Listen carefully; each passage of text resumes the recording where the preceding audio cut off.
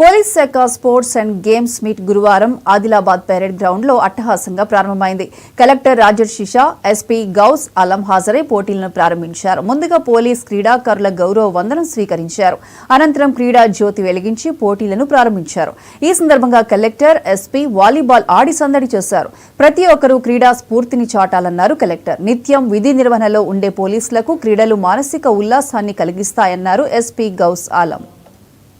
Talent కూడా చూపించడానికి అవకాశం ఉంటుంది. మీ క్యాపబిలిటీ ప్రకారం ఒక మంచి పెర్ఫార్మెన్స్ కూడా చేయడానికి అవకాశం ఉంటుంది.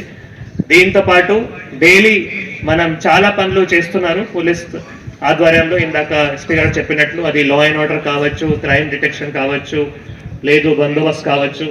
సో దానికి 12 hours డ్యూటీ, 24 hours డ్యూటీ చాలా కష్టపడి చేస్తున్నారు. సో ఇది ఒక బ్రేక్.